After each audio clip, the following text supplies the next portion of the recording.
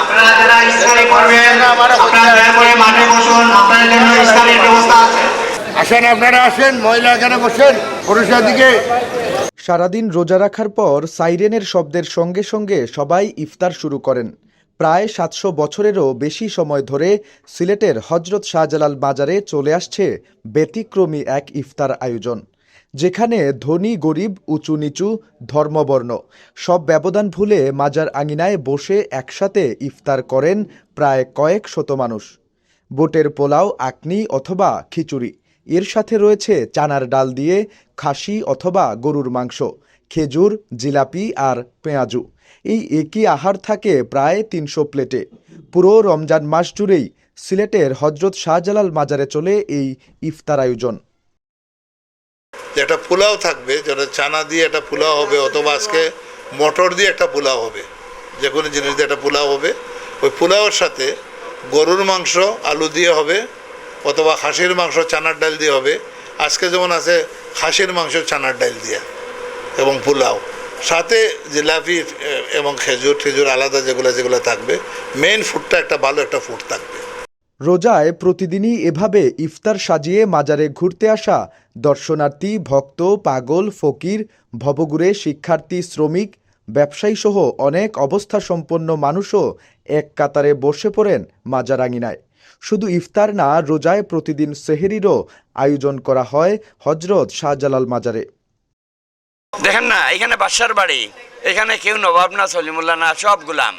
বাদশার বাড়িতে যারা আসবে সব সমান, কোনো পার্থক্য নাই। আমরা আসছি বাসার থেকে যে এদের সাথে বসে আমরা যেন ইফতার করতে পারি। কোনো উচ্চ নিচু পর্যায়ে কোনো ভেদাভেদ নাই, থাকবে না। এটাই হচ্ছে ইসলাম। সিলেটের শাহজালাল মাজারে মুসাফিরদের সাহরি ও ইফতার করানোর এই ঐতিহ্য প্রায় ৭০০ বছর আগের। মাজার তহবিল এবং ভক্ত আশেকানদের থেকে প্রাপ্ত নগদ অর্থ আর খাবার দিয়েই মূলত এখানকার ইফতার ও সেহরির আয়োজন। মাজারে বিনামূল্যে ভালো মানের ইফতার খেতে পেরে সবচেয়ে বেশি খুশি হন স্থানীয় নিম্ন আয়ের শ্রমজীবী মানুষ। এখানে খুব সুন্দরভাবে ইফতার দিতেছেন বা আপনারা খাবাইতেছেন, যারা খাবাইতেছে ইনশাল্লাহ তাদের একটা সওয়াব হইব, আর মানুষ সুন্দরভাবে আপ্যায়ন করতেছে। ভালো লাগার জন্য আসা, নাহলে অন্যখানে করা যায়, নিজের বাসা করা যায়, অন্যত্র খোলা যায়, কিন্তু এখানে সবাই মিলেমিশে একাকার হয়ে ইফতার করাটাই ভালো লাগে। সব শ্রেণীর মানুষ, আশপাশের বাসারও মানুষ আসে।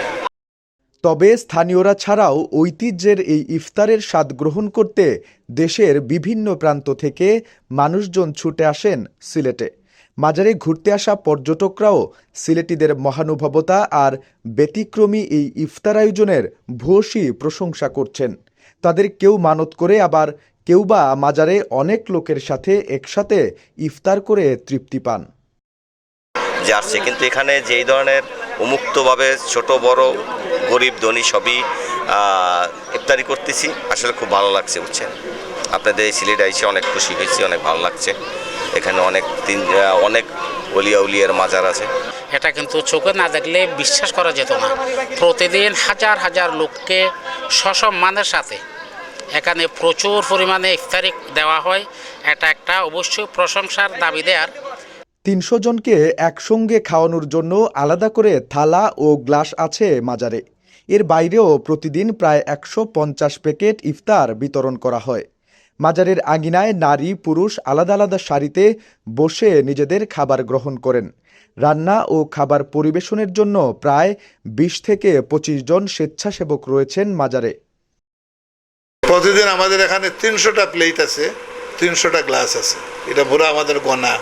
এই ৩০০টা প্লেটই আমরা লাগাবো, ৩০০টা গ্লাস দিব।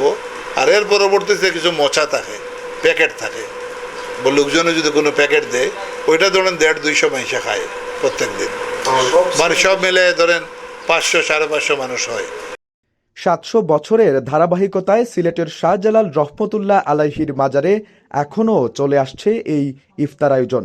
আর এভাবেই মাজারে ধনী গরিবের ব্যবধান কাটিয়ে সাম্যের গণ ইফতারে পরিণত হয় রমজানের প্রতি সন্ধ্যা।